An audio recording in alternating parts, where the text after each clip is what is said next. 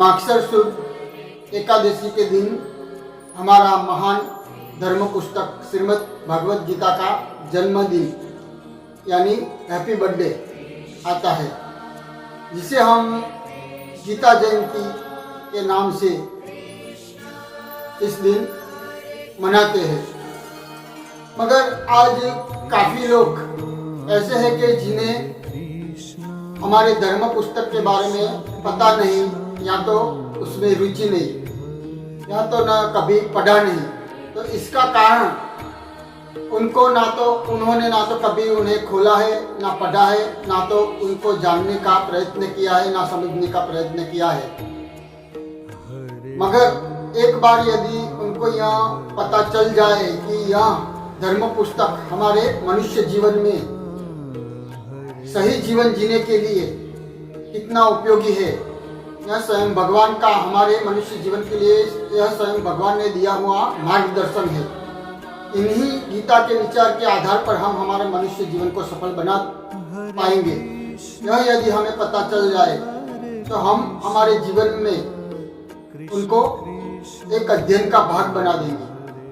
और आज जितने भी महापुरुष हुए विश्व में या हमारे देश में, गांधी जी, सरदार वल्लभ भाई पटेल, रविंद्रनाथ टैगोर, विनोबा भावे आदि कई अनगिनत ऐसे महापुरुष हुए कि जिन्होंने यहाँ श्रीमद् भगवत गीता के विचारों में से प्रेरणा लेकर ही अपना मनुष्य जीवन को सफल बनाया। तो मेरा यह वीडियो के पीछे का उद्देश्य यह है कि हम हमारे धर्म पुस्तक में हमारी रुचि बढ़े, हमारे धर्म पुस्तक को पढ़ें, रोज उसका अध्ययन करें। इसीलिए मैंने मेरे वीडियो में श्रीमद् भगवत गीता के 2 श्लोक है, इनका अभ्यास करने का प्रयत्न किया है और इनके पर यह मेरा वीडियो है।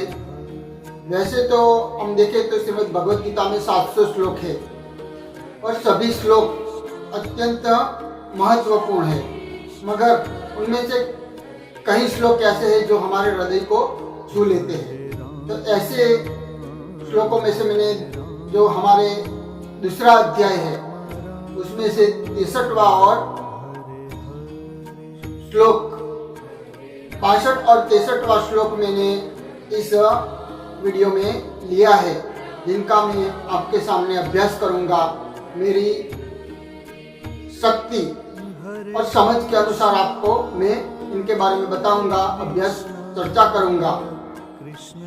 तो यह श्लोक है कि ध्यायतो विषया पुरुष संगस्ते सुख जायते संगास संजायते कामा क्रोधात् विजायते क्रोधात् भवति सम्मोहा स्मृति विभ्रम स्मृति प्रसाद बुद्धि नाशात् प्रणश्यति।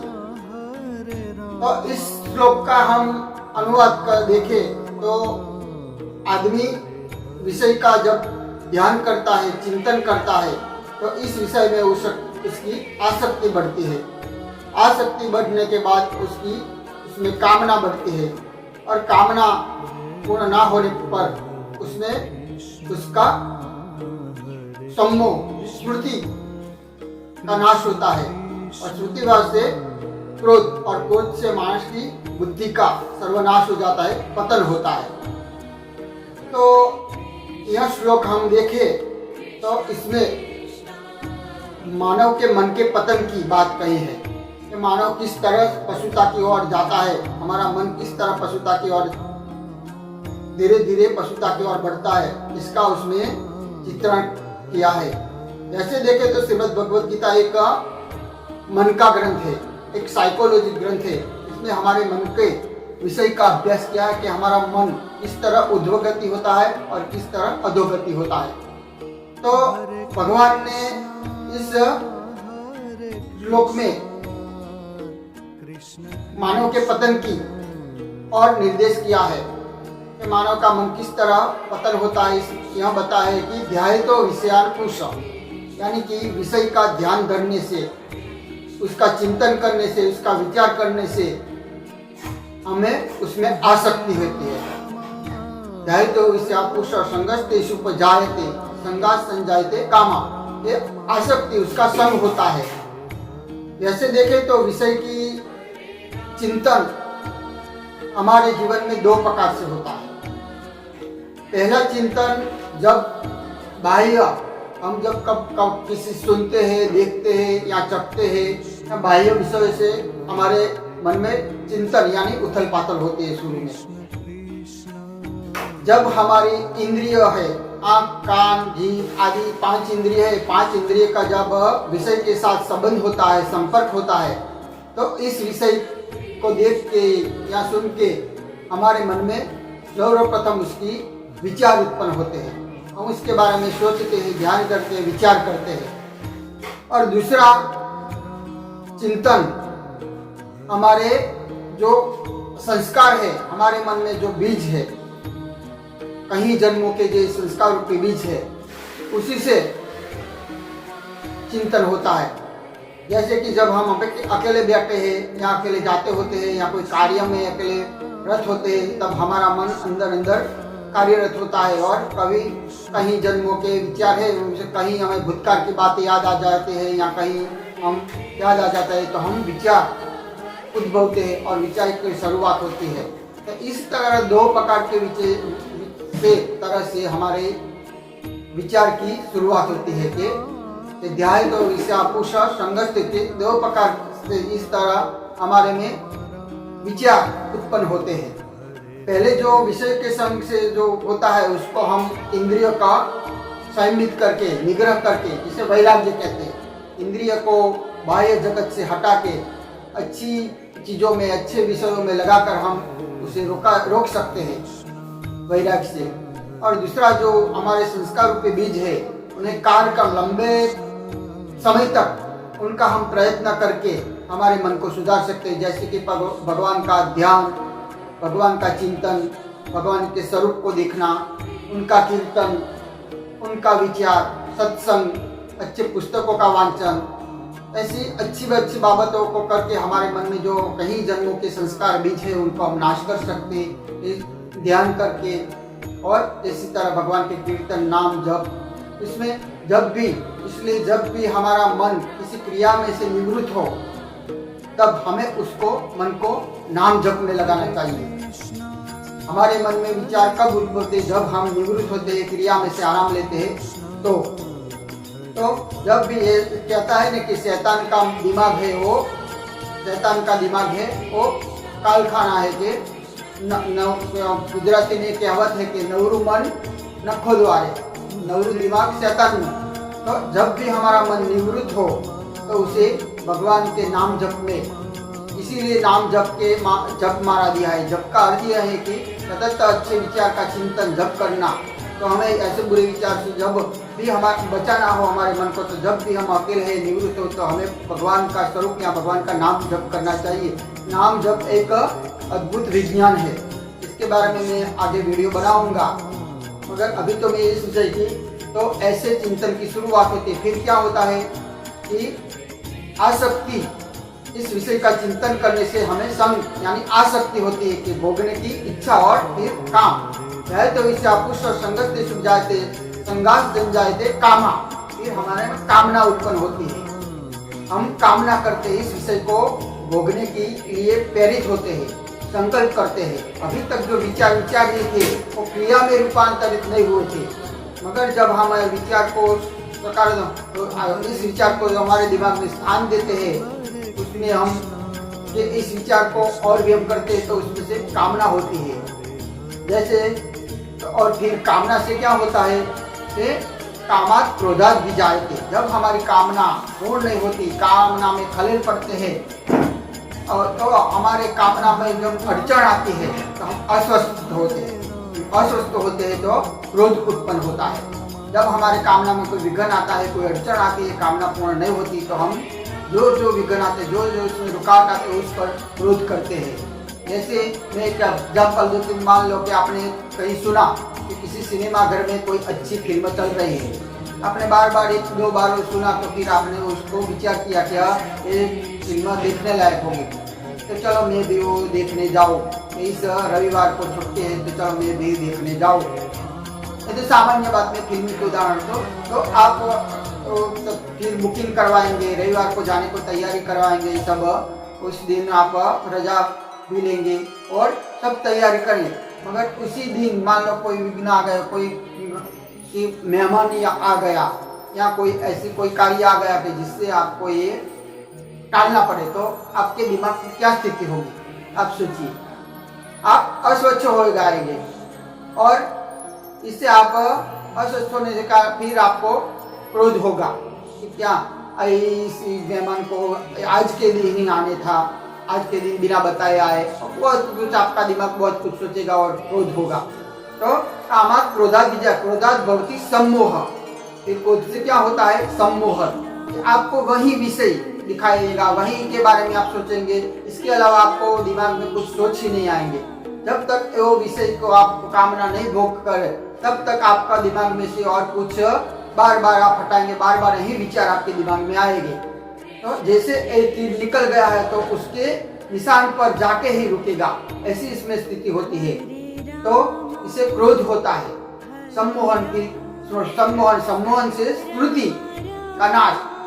तो सम्मोहन कामात् क्रोधात् विजयः, क्रोधात् भवति सम्मोहन, सम्मोहा स्मृति भी ब्रह्म, स्मृति का नाश। स्मृति यानी कि हमारा असली स्वरूप कि हम विभ्रम होता, हमारा असली स्वरूप हम भूल जाते हैं। मैं कौन हूँ? हम सच्चिदानंद रूप स्योहम, मैं कौन हूँ, मैं किसका हूँ?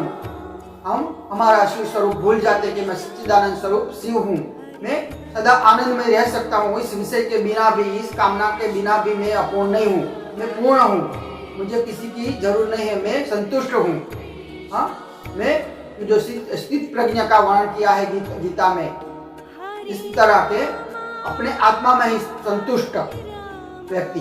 मगर ये अपना स्वरूप जब भूल जाता है मानवी कि मैं सच्चिदानंद स्वरूप को शिव हम में ये संतुष्ट हूँ, मैं कोई कामना के बिना अपूर्ण नहीं। हाँ, मैं पूर्ण, ओम पूर्णमद पूर्णमिदं पूर्णात् पूर्णमुदच्यते, कि मैं पूर्ण ही हूँ, किसी के बिना मैं पूर्ण, मैं किसी के बिना रह सकता हूँ।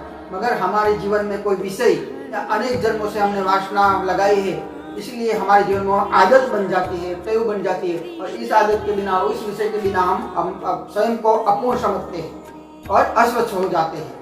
तो ये हमारा स्वरूप है, स्मृति भ्रम होता है। स्मृति वश से क्रोध उत्पन्न होता है कि हम फिर क्रोध में अपने बुद्धि पर विवेक खो बैठते हैं। सही क्या, गलत क्या, अच्छा क्या, बुरा क्या, हमें सब कुछ नहीं दिखाई देता और हम अपना स्वरूप भूल जाते हैं और फिर उलट सुलट ना जाने क्या क्या बकते हैं, क्या क्या बोलते हैं, सामने वाले व्यक्ति को भी हम अपमान कर देते हैं। और क्रोध में हम कुछ भी हमें या कुछ भी निर्णय नहीं ले पाते, कुछ भी हमारा विवेक खोल देते हैं।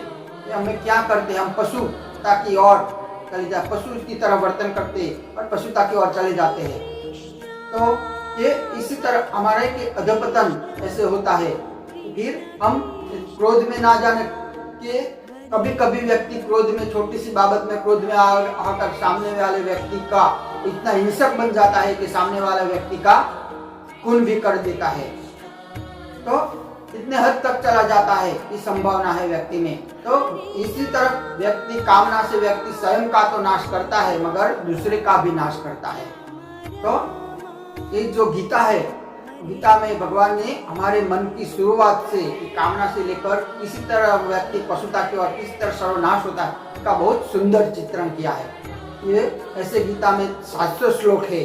अगर ये हर एक श्लोक हमारे जीवन में बहुत उपयोगी है, तो मैंने एक श्लोक आपके सामने मेरी शक्ति अनुसार समझाने का प्रयत्न किया कि हमारे जीवन में किस तरह हम अधपतन से रुक सकते हैं। गीता में कितना सुंदर बताया श्लोक, एक श्लोक का मैंने आपके सामने अनुवाद करके समझाने का प्रयत्न किया।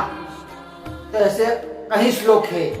अगर आपको इस श्लोक के द्वारा आपको गीता में रुचि बढ़े, यही मेरा उद्देश्य है। और इस गीता जयंती के दिन आप संकल्प करें कि हर रोज ऐसे एक श्लोक हम पढ़ें और इसके बारे में चिंतन करें, इसके बारे में समझें और हमारा मनुष्य जीवन सही रूप में जिए, सफल बनाए और हमारा मनुष्य जीवन सफल बने। यही मेरा इस वीडियो के पीछे उद्देश्य है। और फिर कभी अवकाश मिला तो इस गीता के ऐसे अच्छे दूसरे विषय भी मैं ऐसे श्लोक लूँगा। तो आपको मैं आशा रखता हूँ, मैं कोई संत नहीं या महात्मा नहीं, मगर मैंने मेरी अपनी समझ और शक्ति के अनुसार इस श्लोक में जो समझ पाया वो आपके सामने समझाने का प्रयत्न किया, तो आपकी रुचि बढ़े। अगर आपको मेरी ये अभ्यास, हम सब अभ्यास ही करते हैं, मैं कोई उपदेश, तो ये अभ्यास आपको पसंद आया हो तो आप मेरी ये चैनल सब्सक्राइब करिए। आप वीडियो के नीचे जो ऑल नोटिफिकेशन दिया है, आपको वीडियो के नीचे बेल दिया है, बेल के आइकन को आप दबाएंगे तो ऑल नोटिफिकेशन दिया, जो आप दबाएंगे तो सब्सक्राइब होगी, तो मेरे ऐसे कई अच्छे वीडियो आप तक पहुँचेंगे।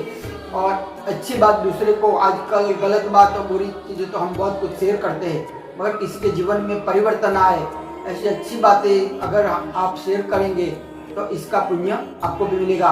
तो आशा रखता हूँ कि एक गीता, भगवद गीता जैसे महान ग्रंथ के विचार है तो सभी लोगों तक यहाँ पहुँचे और सभी लोग जागरूक बने हमारे धर्म पुस्तक के प्रति।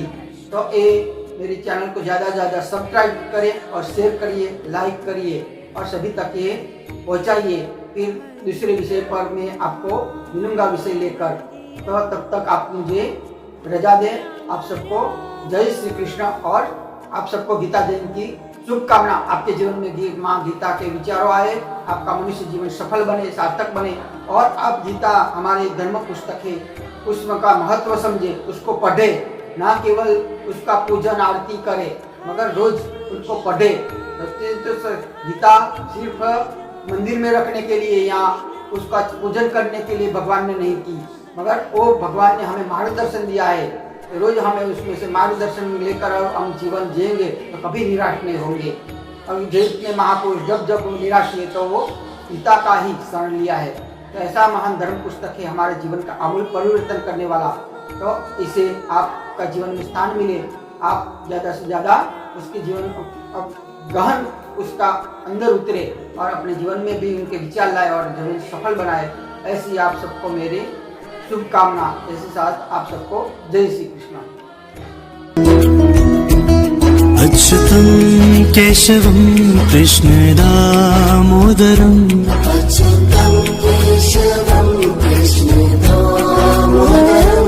अच्युतं केशवं कृष्ण दामोदरम्